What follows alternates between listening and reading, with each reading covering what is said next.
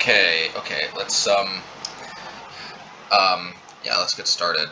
Okay, so this is my first time making a video like this, but this is also the first time we're seeing a card that's this, in my opinion, pushed, that could actually put our deck over the top. I think the one time that the one time that I thought Obosh Prowess might actually be the best deck in the format was maybe two times. I remember right when what's it called, Astrolabe or Astrolabe, Arkham's Astrolabe was banned. It felt like immediately Obosh Prowess was winning a lot more for me, like a lot more, because I think Blood Moon just immediately started going to town. People weren't familiar with dealing with it, and Astrolabe wasn't able to protect people from Blood Moon anymore.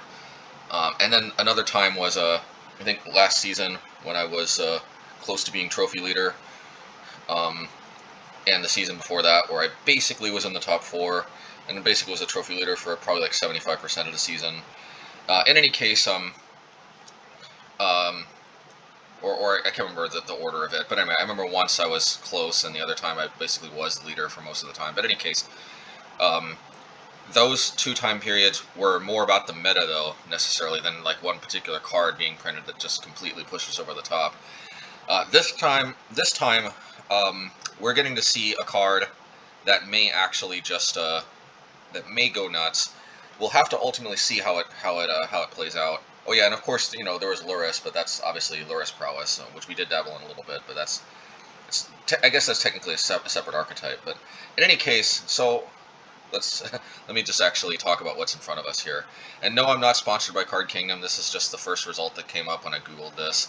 But they seem to be sponsoring a lot of MTG content creators, so I mean, I got to give credit, I guess. It's good when they're it's good that there's a support for for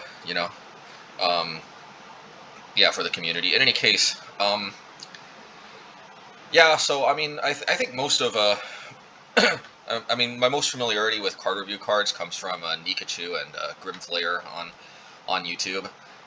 It's been a while since I've watched their preview videos, and the most recent ones I've seen were from Grimflayer and a few from Nikachu. But so okay, let's just get to it. The thing I like about Nimble Pilferer the most, or Ragavan, as his name implies, the thing I like the most about this card is actually the fact that it gives you a treasure token if you connect. Exiling the top card of the library is really good, and actually that's also insane, needless to say. But I think that's kind of icing on the cake, because here's the thing: our deck is kind of awkward a little bit in the sense that it basically only has one 2-drop, which is Bone Crusher Giant's Stomp, which isn't always, you don't always want to be stomping on turn 2 because it's just not always a good target for you to stomp, and stomping their face is not always the best possible play you can make on turn 2. So in many ways, we're kind of like some of those old, what do you call them? Ponza-ish type decks, in the sense that we mostly skip the 2cc part of our curve.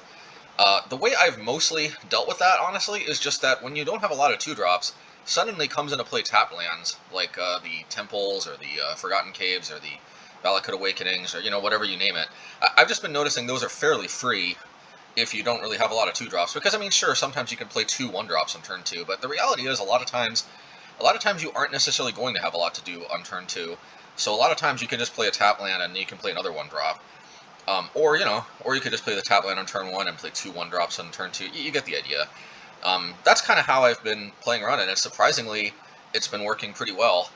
But here, we finally actually have a way we can skip from turn 1 all the way up to, in a way, turn 3, having access to 3 mana potentially on turn 3, because we play this on turn 1, and then we hopefully can attack, which a lot of times, they won't necessarily present a blocker or a removal spell. Sometimes even just play tap lands on the first turn.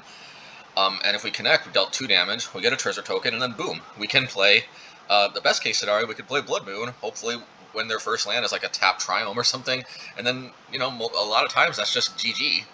So, so that's definitely Excuse me, 1 second.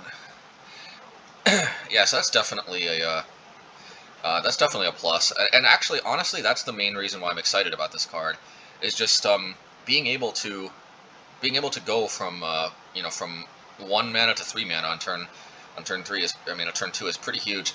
I mean, I guess I should probably just discuss the stat line a little bit. It's 1 mana for a 2/1. So first of all, we know that this is a good rate. I mean, I've played probably almost every single creature with 2 power for 1 mana in red that I possibly can. I haven't played it in Modern. Believe it or not, no, I haven't dug this deep. But like, I remember Tattermunge Maniac, I think is what it's called. 1 green/red hybrid for a 2/1 creature whenever it attacks. I mean, it attacks each turn of Fable. That card was actually a huge deal when it came out at first, but it's just really been supplanted by most other better options in red since then. But I remember when that came out, that like immediately replaced my Jackal Pubs in my like mono red deck from a long time ago.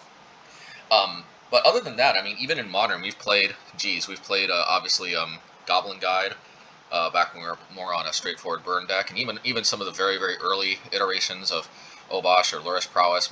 Actually, I don't think I've ever played in Obosh Prowess proper, but I've played it in Giganta Prowess and very, very early builds of Giganta Prowess and very, very early builds of Luris Prowess.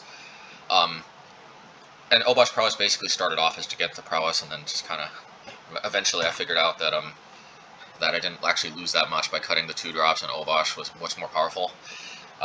But yeah, I mean, we've played Goblin Guide. We've played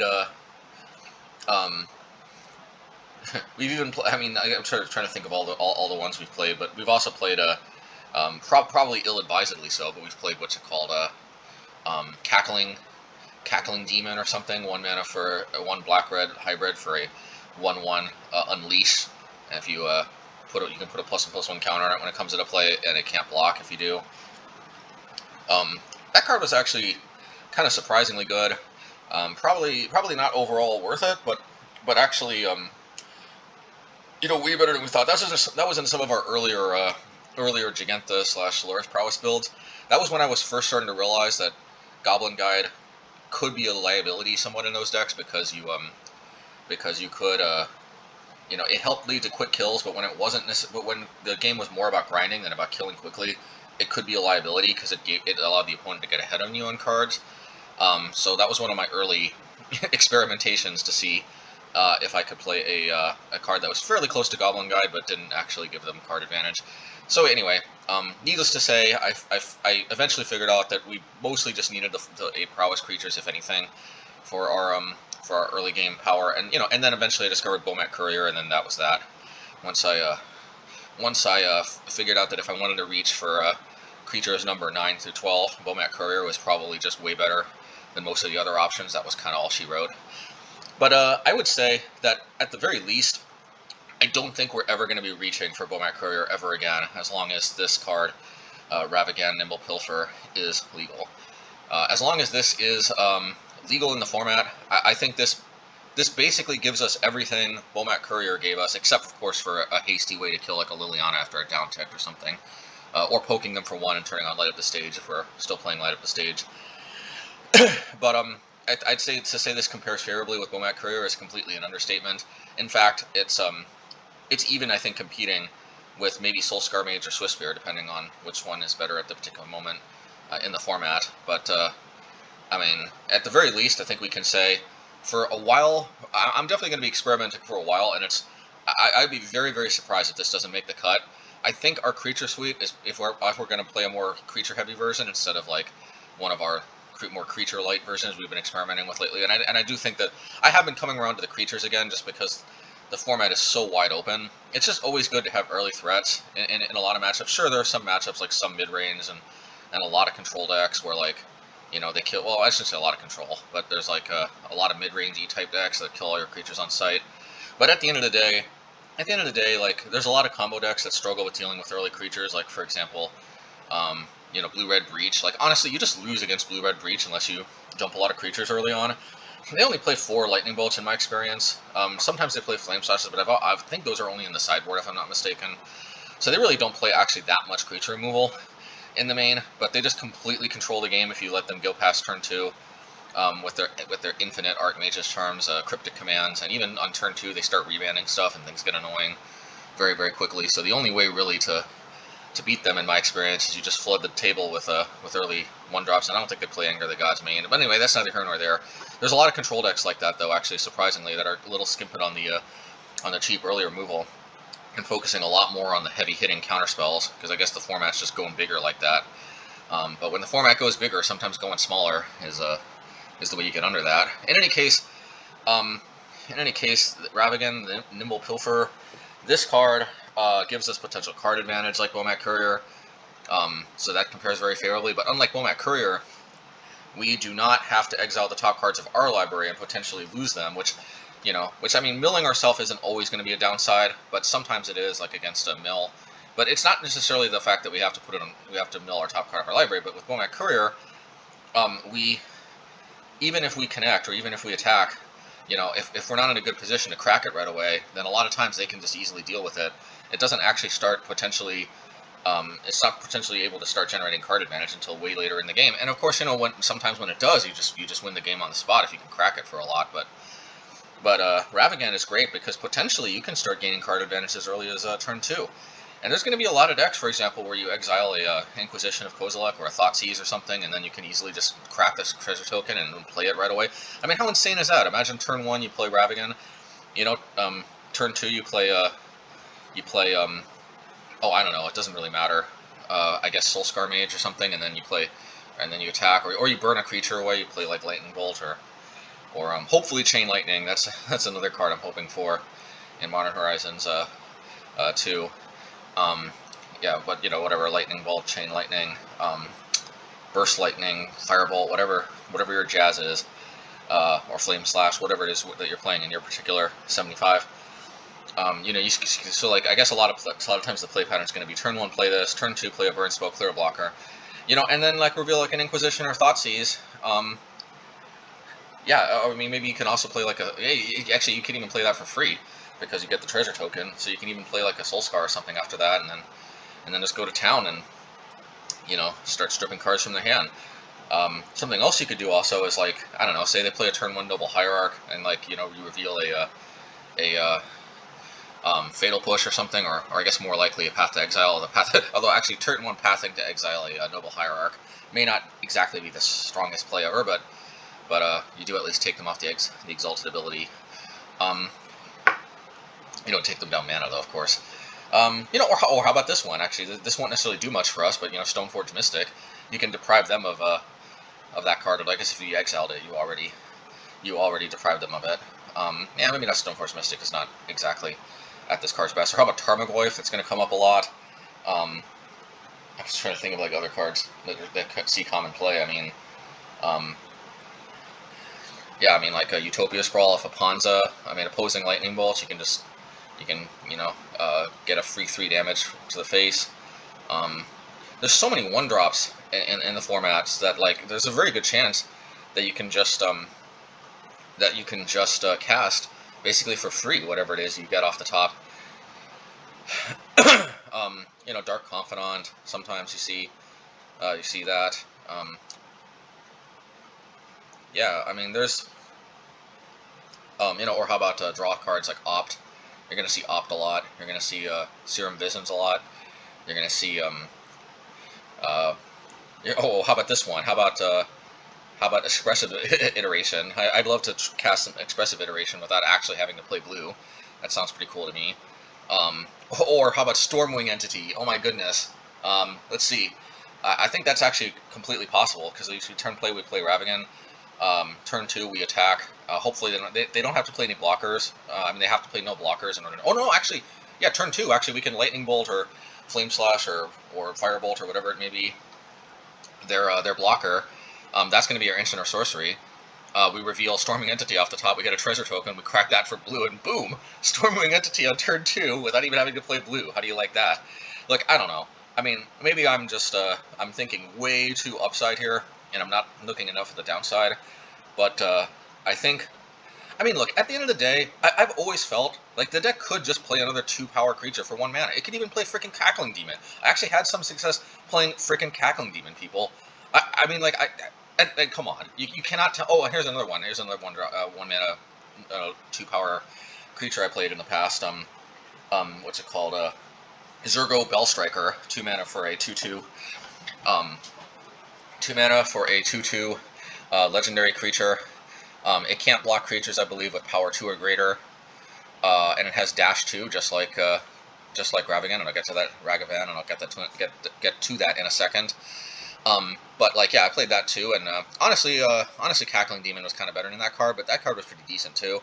But I mean, come on, people. Like, I'm not saying I would do this again, but like the deck actually does do pretty well with playing 12 1-drops.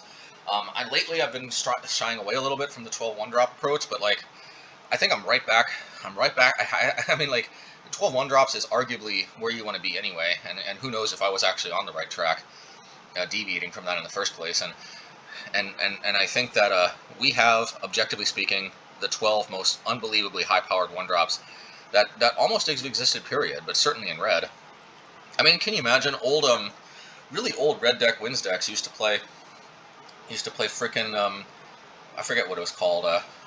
Used to play some kind of dwarf or something. 1 mana for a 1/1 dwarf or something like that. These, which didn't even have dwarven synergies. They just used to play 1 mana for 1/1 creatures that didn't do anything. Or I mean, because believe it or not, I don't think Raging Goblin came out until like Tempest or something. I can't remember. Oh no, Exodus.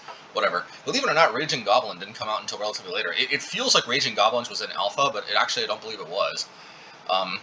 So believe it or not, even 1 mana for a 1/1 haste wasn't exactly where red was at back when it first started. But I mean, red has been able to make do with vanilla 1 mana for 1/1 creatures. That's just like, I mean, and think of how far we've come with our 1 mana for 1/2 prowess creatures, haste or -1/-1 counter abilities. And now we have Ravagan, which, I mean, compare this to frickin' Jackal Pup. 1 mana for a 2/1. Whenever it's dealt damage, you take that much damage. That card was insane in red decks back like, I don't know, forget, 15 years ago or however long. Jeez, it's been a while. 20 years ago, maybe. Like, geez, Magic's been around for a while. In any case, man. So look, we've obviously covered lots of the upsides. Needless to say, just having a 2-power, 1 mana creature is already pretty good. I mean, like I said, Cackling Demon, or whatever that card's called, from Ravnica, or one of its expansions. But like, so we know the baseline is good. We know 2 power for 1 mana is going to be good for us. We know being able to play 3 drops on turn 2 is going to be nuts if we can do that. Also, we can play Obosh early too. That's another possibility. We can also just collect treasure tokens. Eventually, maybe we can basically put an Obosh into play for free if we save these things up. I mean, how crazy would that be? Just drop an Obosh into play for free and just go nuts. I mean, like, definitely. But so we know the upsides, okay? The upsides are huge. The upsides are amazing. And I guess there's one more upside I should touch on very briefly, which is dash. I will say, when I played Zurgo Bellstriker, actually dash was one of the abilities. Dash was probably the only ability that actually made me think, maybe Zurgo might have actually been better than some of the other alternative 2-power 1 mana creatures. I think dash is very underrated. I see a lot of people basically just writing this off as completely irrelevant. It's actually not, because imagine that they're untapped. They think they're safe because they don't have any because they don't have you don't have a Ravagan already in play. They're tapped out. They in other words, like, because of dash, they're never safe from possibly getting juked by the monkey. I think dash is going to be huge, and it's going to be huge later in the game, which was usually where Bellstriker was good for me with the dash, because sometimes you just gotta sneak in for those additional points of damage when they got their guard down. But this is so much more obviously upside than Zurgo Bellstriker. You just because when you crash in, you get that treasure token, which you can save until a future turn, even if you don't reveal anything off the top. Even if you're dashing for 2 mana and you're tapped out otherwise. Like, even on turn 2, just dashing this thing, getting in for 2 damage, getting a treasure token, you get to keep that treasure token. You can use that treasure token to cast this for free the next turn. Like, I think people are severely underrating just how valuable having this dash ability is. You're going to have to remind yourself that this card does have dash. I know I had to remind myself when I dabbled in Zurgo Bellstriker a little bit. But Yeah, but I mean, but think about this on like turn 5 or something, right? Like imagine the coast is clear, like you have 5 mana untapped. I don't know, they tap out to play, I don't know, Big Teferi, maybe that's not the best example because they get to untap 2 lands.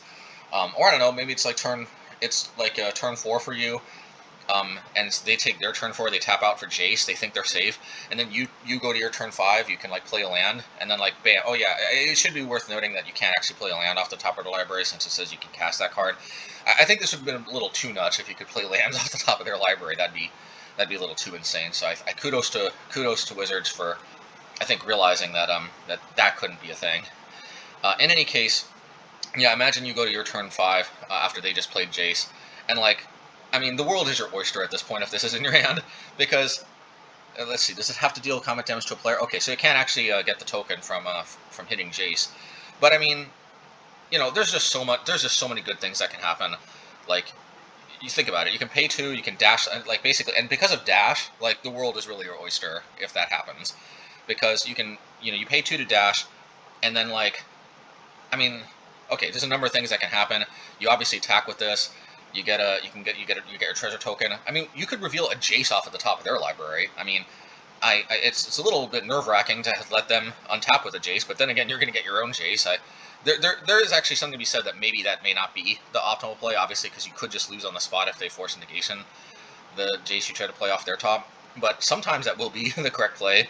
And certainly if for some reason they've tapped out on turn 4 and it isn't, or actually the best case scenario is maybe like you just lightning, they go for a brainstorm and you lightning bolt it on the turn. Then the world really is your oyster at that point if you just clear that Jace with like a lightning bolt and a turn, and then you're on turn 5 and you dash with this thing. Like I said, think about it. You could reveal a Jace off the top of the library, but I guess never mind. Actually, you need like another blue, but maybe bad example. I don't know. You can reveal like if they're Blue Moon, maybe a Blood Moon from them. You can reveal like I mean, a lot of decks are playing Seasoned Pyromancer now. You could actually cast maybe a Seasoned Pyromancer from their side. Um, you know, but also think about it. Even if they untap with the Jace, I mean, you got 4 mana to work with at this point once you tag them with the dash ability with this thing. So you can cast your Blood Moon, maybe use their treasure token to play a Lightning Bolt to clear the Jace out. You know, you can maybe cast like I don't know, a Serum Visions or something that you reveal off the top of their library. Um, you know, and then like, I mean, just maybe I didn't pick the best example with Jace because mostly you will probably be needing to fetch for some type of lightning bolt, or again, hopefully, chain lightning. Um, but at the end of the day, just the ability, if for whatever reason they pay for it, doesn't have to be for Jace. I don't know. It could be any number of things, but I just feel like Jace is one of the most common ones we'll see against like a blue type deck. But in any case, if they tap out on turn 4 for whatever reason, you know, like it doesn't have to necessarily be turn 4, but it's just things get really nuts. You know, when the game goes on for a little bit and they think they can tap out, they think the coast is clear, and then this thing just dashes right in and starts accruing value. You know, I don't know what else to say other than that. You know, hopefully we'll get to see some of this when this comes out, but I think dash is severely underrated. Um,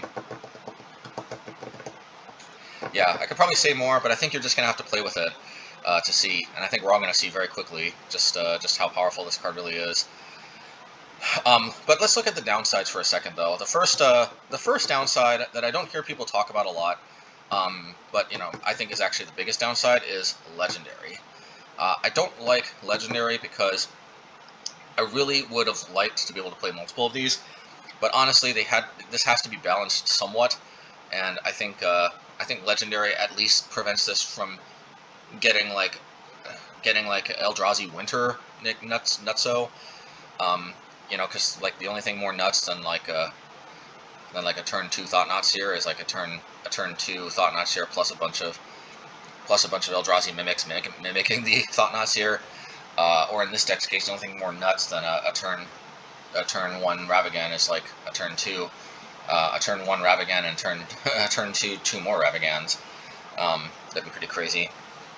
Think of some kind of ley line that lets you play legendary creatures, legendary permanences if they weren't legendary. There's no way we need to reach for that for anything like for you know, mitigating that downside. But you know, at the end of the day though, so I'm going to go over the downsides one by one, but I'm going to explain why all of the downsides to this card are not as bad, are actually not that bad. They are downsides, but I don't think they even come close to mitigating just how unbelievably insane this card really is. So the first downside is legendary, but here's the thing, okay? This card has to be either blocked or removed on site. Period. End of story. End of discussion. If this card connects a few times, you're probably winning the game. That's how nuts this is. I don't know how else to say it. So, like, the legendary really isn't that big of a deal, because the reality is, I'm going to jam all 4 like I normally do anyway, but I'm definitely going to start off jamming all 4. And I think most people who think that they're like clever by playing 3 of these, I think you're just wrong. I could be wrong. I mean, I could still be wrong about playing a lot of the cards, or a lot of the number of cards I am. I often play, but I think I think definitely almost every deck that wants to play this is going to want to start off with 4. And I highly doubt that's going to be the wrong move. Because, like I said, the reality is they have to deal with this card. So the reality is like, yeah, if you got multiple of these in your hand, I mean, I could even have 3 more of these in these hand, and I can see that. I can see having all 4 of these in my hand, and the legendary issue just not rearing its ugly head at all. Because the reality is, they're either going to be fatally pushing each one of these on site, or they're going to be playing, I don't know what type of blockers. Like, I don't know, Champion of the Parish or something if they're playing like humans. But whatever the case may be, if we got multiple, it's just attack into their blockers, worst case scenario. They have to trade. What are they going to do? Let you connect and get a treasure token and possibly play the top card of their library? That's just I don't care how clever they think they are. Even if they know somehow, even if they peeked at your hand, playing peek or whatever, or they cheated. I mean, I'm not saying players would cheat or anything, but you gotta watch out for that. But I mean, like, it doesn't matter. Imagine somehow they see their hand. Imagine you flash your hand because you're just an arrogant whatever, like, just they see your hand somehow, and imagine they see you've got 3 Nimble Pilferers. I'm telling you, I mean, if I'm a human player and I've got Champion of the Parish, I think I gotta block this thing. I'm almost positive I gotta block this thing. I don't care if I see 3 other Nimble Pilfers in your hand and you're attacking me with this thing. I gotta block it. So worst case scenario, if you got like lots of these and you just can't deal with like having them rot in your hand, and a lot of times it probably will be correct, just attack with it. They have to block, or they basically just start losing. I mean, they basically quickly get on the path to just having the game sprawl out of control for them. So there you go. The problem solved. Then you just play your other Ragavan, then they're in the exact same situation next turn. Yeah, I mean, especially early in the game, this will trade with, at the very least, this will trade with basically almost anything they play. I think a Tarmogoyf on turn 2, after they Thoughtseize or something, is like the only 2-drop that basically this won't trade with on turn 2 that's commonly played. But even then, you could combine this with a burn spell potentially, and then maybe play another Ragavan on turn 2. So even then, like, I think even against Tarmogoyf, this is not as bad as it seems in multiples. Yeah, so I mean, I don't know what else to say about the legendary other than that. I really think that this is going to mostly not be a problem. This card is just too nuts. This card is just like, it's just too, like, since it's such a must-deal-with card, just having multiple of these is just going to be insurance, and I don't think we'll ever really feel that bad about it. I could eat my words. I could have some real awkward stinkers of hands when I experiment with this, and hopefully you guys will get to see that. I could see myself eating my words, but I don't think so. I've played, I mean, honestly, even Zergo Bellstriker, the legendary problem, didn't really rear its ugly head that much. And that card, like, the worst part about that card is sometimes they could just ignore it. But you'd be surprised how much, like, decks can't exactly ignore even just a vanilla-ish two power 1-mana creature anyway. You'd legitimately be surprised how often even frickin' Zergo's Bellstriker's legendary status just didn't really matter that much. But that was probably the biggest reason, though, why ultimately I liked Cackling Demon, or Cackling Devil, or whatever it's called. Or basically most other 1-drop options in that card. But yeah, so anyway, legendary, I don't think it's going to be too big of a problem. Next downside, okay, and this is actually, in a way, there's really only 2 downsides to this card, actually, and the second downside, which I'm just going to go to, is not really actually a downside, because honestly, what are we expecting? So the only other downside to this card, well, I guess in a way there's kind of a hidden-ish kind of third downside, but anyway, the second downside that you can kind of see on the face of the card is it's a 1 toughness creature. And I mean, like I said, is this really a downside? Because I mean, like, cards have to be balanced. I mean, what do we want? A 1 mana for a 4/4 that wins the game if it like deals combat damage to a player, I mean, or hexproof. I mean, like, cards have to be balanced on some level, folks. And however, in this particular format, 1 toughness creatures have never been more of a liability. because Ren and 6 and Lava Dart have never seen more play. Obviously Ren and 6 did see a lot of play from the time it was printed, but with Ren and 6 and Lava Dart, seeing lots of play on the format basically ever since they were printed. The format can be somewhat hostile to 1 toughness creatures. So actually, even though it's not necessarily a downside, because this is just like kind of some semblance of balance, it's definitely not as big of a downside, I think, as the legendary part, which I don't even think is that big of a deal. No, actually, sorry, I take that back. I think this is actually a slightly bigger deal than the legendary issue, simply because there are so many one mana. I mean, there are so many 1 toughness hate cards out there. Also, don't forget Plague Engineer. Although I just don't really think they're going to be bringing Plague Engineer against us much, and since that's a 3-drop, I don't even think that's worth bringing up. Plague Engineer is not really the big issue. It's mostly Ren and 6 because if they're on the play. You play this on your turn 1, they play their turn 2, they play Ren and 6, boom, they kill it. But even that, so here's the thing. I think this is a bigger deal than Legendary, but I don't think this is also that big of a deal. This is the only thing that gives me a little pause about this card is the 1 toughness. I don't honestly think it's going to be that big of a deal. We've played Bomat Courier even in the Ren and 6 and Lava Dart format, and it's still been good. So, I mean, obviously if Bomat Courier was still able to find success, I don't see any reason why this wouldn't, when this, I think, is by almost all metrics objectively a heck of a lot more powerful than Bomat Courier. But the other reason why this isn't that bad is, I mean, think about Ren and 6, for example. I've actually found that them down-ticking with Ren and 6 is oftentimes kind of what we want them to do anyway, because then we can Firebolt it on our turn, we can Stomp it, we can Lightning Bolt it. I mean, I know it's kind of I know it's a 2-for-1 if they downtick on this, but like a lot of times we actually just need to get Ren and 6 off the battlefield, and we've got plenty of ways to recoup the card advantage in the deck. I know it sucks if this thing gets Ren and 6. We might have another copy in our hand anyway, but like, believe it or not, you'd really be surprised. I've actually really found if you just objectively see how the games play out, if you don't get too demoralized whenever they downtick on their 1 toughness creature, it could be this, it could be Bomat Courier, whatever it may be. Them down-ticking with Ren and 6, it's actually not as bad as it seems. I mean, because they forego gaining a card by returning a fetch land to their hand. Because Ren and 6 is actually at its most nuts, in my opinion, when it's ticking up, because it basically gives them card advantage while it's ticking up closer and closer to its to its ultimate status, and while it's ticking itself further and further away from Lightning Bolt range, or getting burned out, or just dying, period.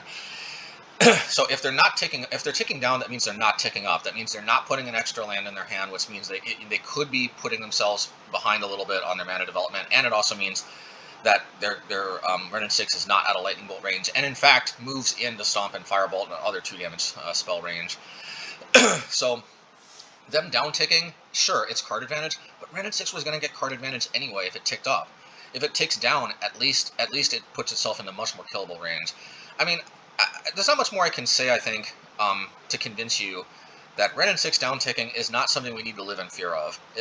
Ren and 6 is an insanely powerful card, but it's an insanely powerful card whether it's ticking up or ticking down. And what you just have to do to beat it is you just have to stock your deck with enough card advantage that you can't just die to a single 2-for-1. I don't know what else to say. That's ultimately the way you beat Ren and 6, because Ren and 6 is going to 2-for-1 you the turn it comes down, basically no matter what, whether it's from ticking up and getting a fetch land back, or whether it's ticking down on a 1 toughness creature.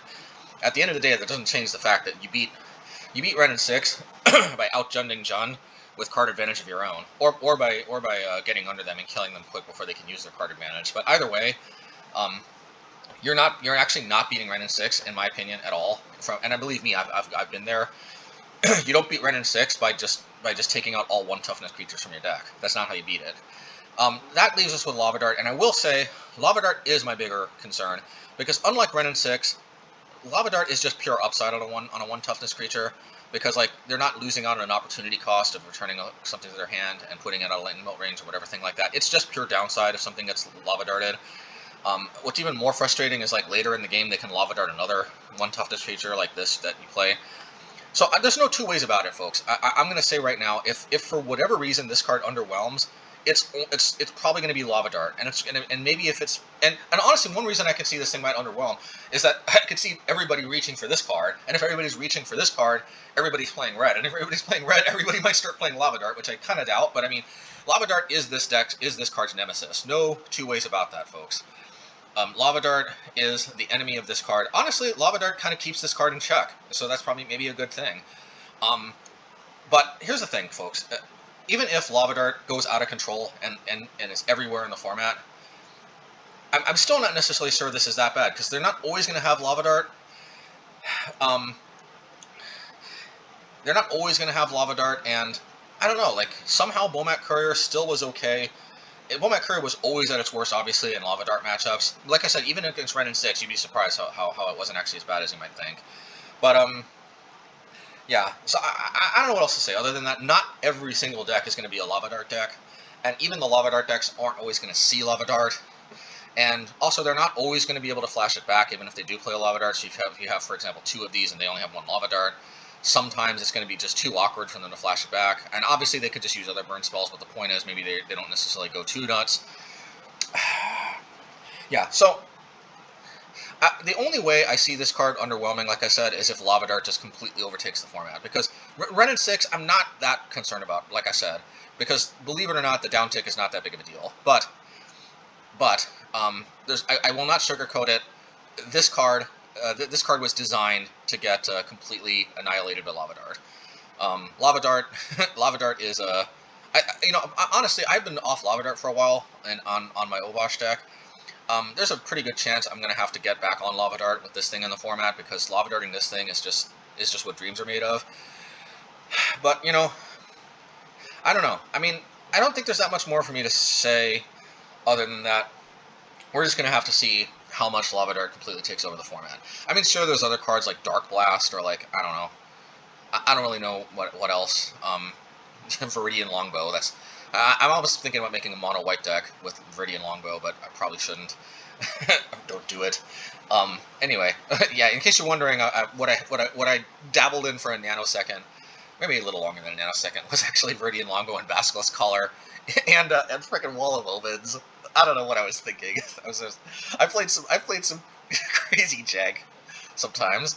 I had a mono white deck for a while that had like walls and stuff. I mean, I think my only wall was Wall of Omens, but I was like, ooh, what if I play Wall of Omens, and then what if I play Steel Shaper's Gift? What if I put like Viridian Longbow into my hand, and then what if I get a Basilisk Collar, and then what if I, anyway, that's neither here nor there. I doubt we're gonna see Viridian Longbow much. Oh my goodness, I really hope Umezawa's Jite doesn't somehow get unbanned or something. But obviously, Jite would be a big problem for this card, but it's obviously banned. Thank goodness. I'm in the camp that thinks Jite should not be unbanned. I don't think it's going to break the format, but I think it's so annoying. Wizards of the Coast, please, for the love of God, please, I implore you, what good does it do anybody to unban Jite?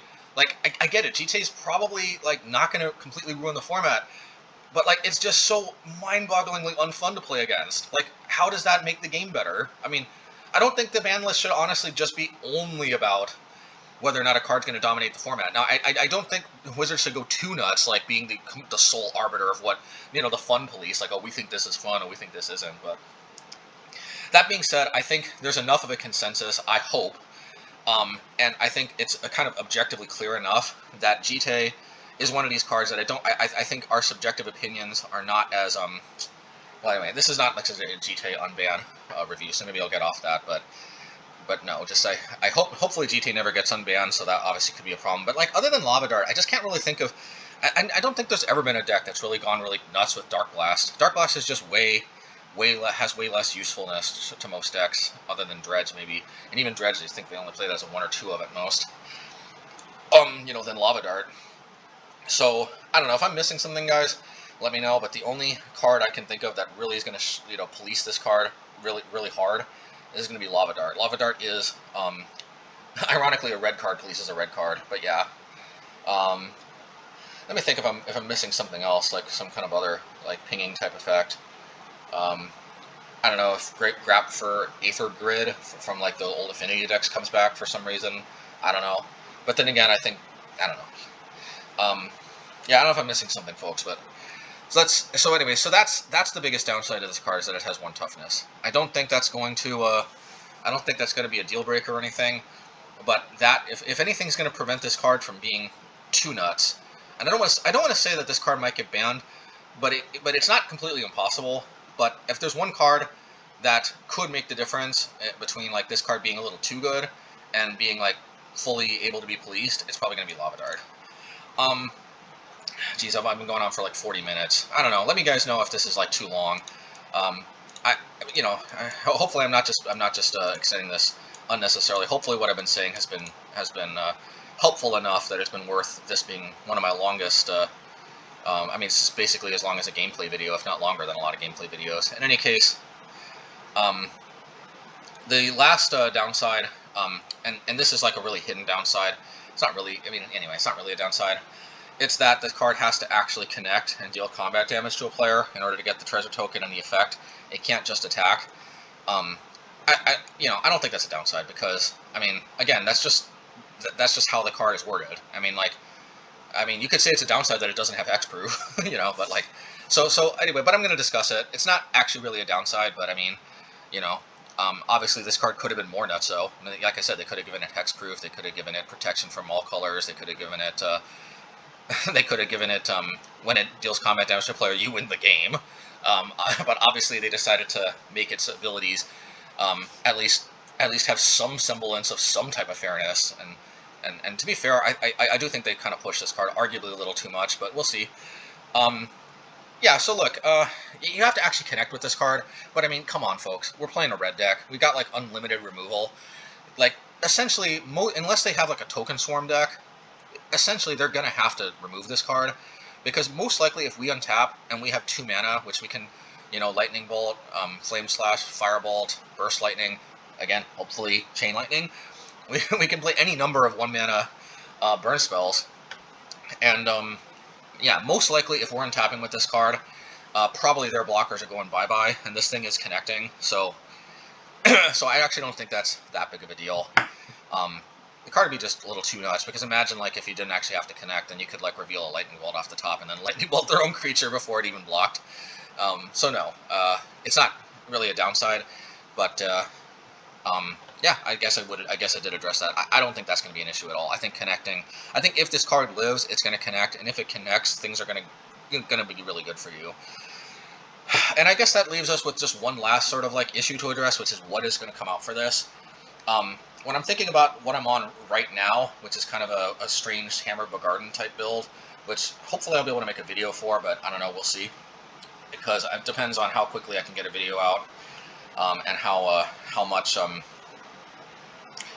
quickly I can get a video out, and how soon Modern Horizons 2 is going to come out, and how much the deck may or may not change with Modern Horizons, and whether or not whatever has been making Hammer Bogarden actually somewhat successful for me is going to continue in the format or not. But when I just think of the present list I'm on,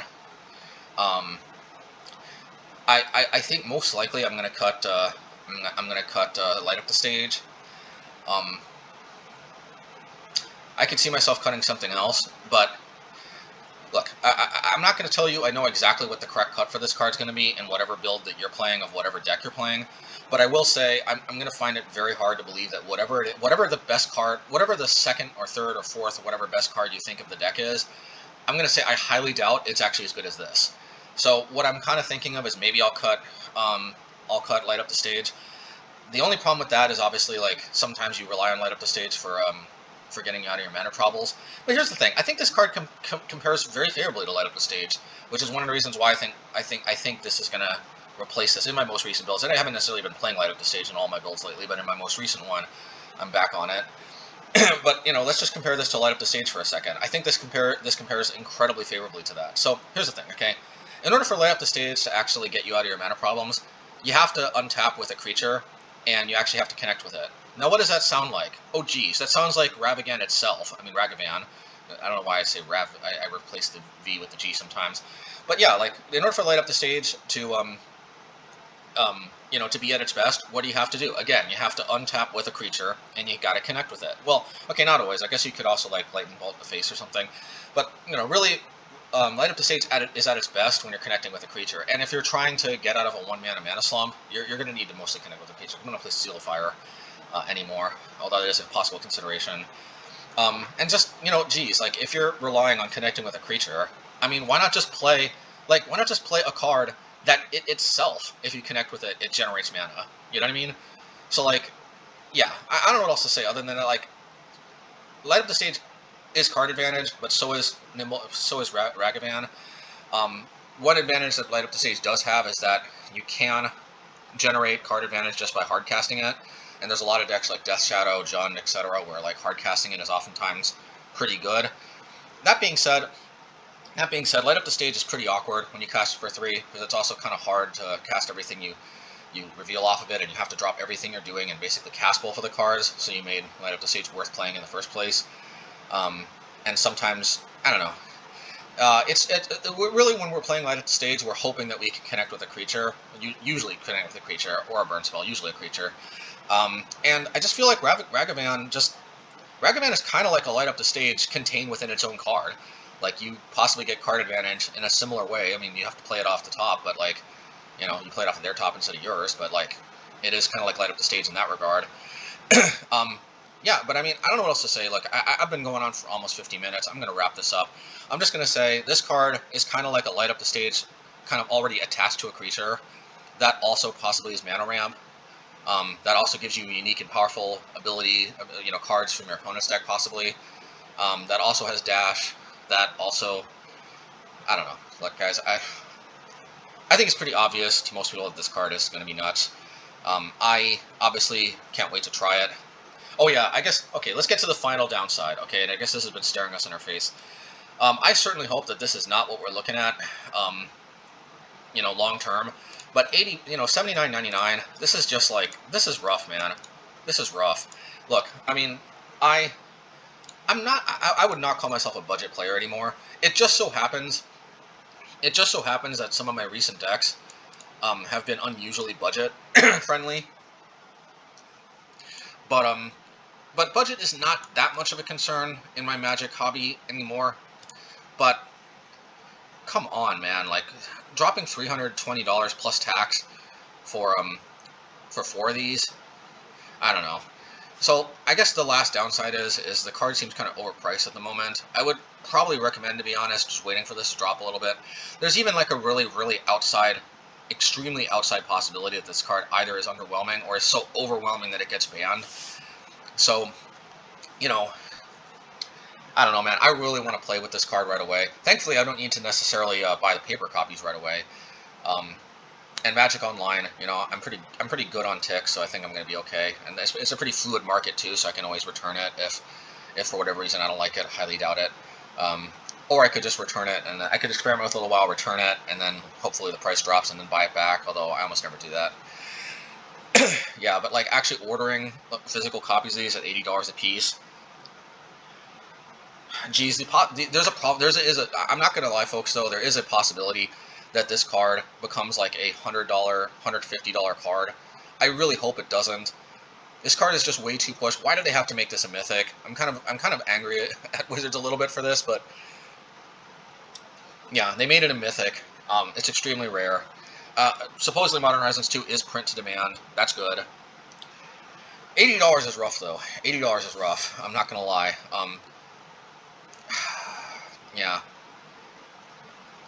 Yeah, that's the last downside to this card. It's not an in-game downside, but when talk about pay to play, this feels like some kind of pay to play achievement type thing, like some kind of super ultra powerful weapon in like a Call of Duty type game or something that you have to pay money for, and it like immediately improves your win rate. Jeez. I don't know. I don't know what else to say. I mean, I hate to leave on like a down note like this, but I think the last thing I'll end on is I would highly recommend waiting a little bit. If there's any indication, almost always the pre-order prices are more expensive. There are some very rare exceptions. I would, I am not a financial expert by any means. I mean, heaven knows. Yeah, I'm not a financial expert. I'm not even a magic finance, whatever you call them, type people expert. I have no idea how the price of this thing's going to go. But I will probably be waiting a bit for getting my physical copies. I will probably buy the digital copy right away because if nothing else, I don't know. I just really want to try it. But I will probably wait on the physical copy. If you have Magic Online, I think that's probably a decent bet, a decently safe bet. Um, buy the digital cards if you can afford them right away. Just play with it, get a feel for it. If you have a YouTube channel, make some YouTube videos with you playing it. Um, um, but yeah, maybe wait on the physical cards. I mean, hey, for what it's worth, I still haven't bought my freaking physical copies of a Seasoned Pyromancer. So obviously I can be patient. I just haven't really played any physical Magic for a while. In any case, yeah. So it's 50 minutes. So I'm just gonna call it, and I'm gonna say that this card has the potential to push our deck over the top. I guess I should also briefly mention, I think our deck is going to benefit from this the most. No question about this. Out of any red deck that I can think of, I mean, maybe I'm missing something, guys. Unless there's some. Also, it's not off the table that you might be able to do some type of combo with this thing. I'm not thinking of it right now. But anyway, aside from some type of weird combo shenanigans, I really strongly believe that Obosh Prowess is going to benefit from this card the most. And to me, it's not even close. What this does for potentially getting us to turn 3, because again, we're playing an Obosh deck, so we basically skip 2 drops. This taking us to turn 3 is huge. This is card advantage like Light Up the Stage. This gives us access to maybe some disruption from the opponent, which maybe we might even need. I mean, I don't know what else to say other than that. Just the mere fact alone that this allows us to cheat on mana, and Obosh Prowess is an extremely mana-hungry deck that skips that skips 2 drops. It's not even close. This card was almost like made for Obosh Prowess. there's no other deck that's going to benefit. This deck is going to improve a heck of a lot of decks. I mean, I expect to see this card all over the freaking place. I expect to see it in Jund. I expect to see it in I don't even know. I could even see this card being played in humans, even though it's not a human. I mean, I don't know. I'm not even going to speculate. Just do not be surprised where and how wide you see this card showing up. But I think out of all the decks, out of every single deck I can think of, also unless there's some kind of strange monkey tribal deck that I'm missing too, outside of some kind of combo or some kind of monkey deck that I'm missing, or pirate deck. I think pirates are more of a tribe than monkeys. And even then, like I don't know, but like honestly, I'm calling it. I think Obosh Prowess is going to benefit from this the most. And we're going to see, I could see Obosh Prowess becoming tier 1 again. I could see Obosh Prowess possibly being even the best deck. I mean, I don't know. I don't know if again, Lava Dart could really police this thing, but man, let me tell you, if this card is not policed, this card, oof. Anyway, I'm going to call it. Alright, folks. Man, 52 minutes. 52 plus minutes. Alright, guys. I gotta call it now because you guys got a life to live. You've heard me talking for almost an hour. Okay. Guys, all have a great day. It's a Memorial Day. Enjoy it. I'm hoping to enjoy some non-magic today, and I hope you guys do too, whether it's magic or whatever it is. Alright, take care.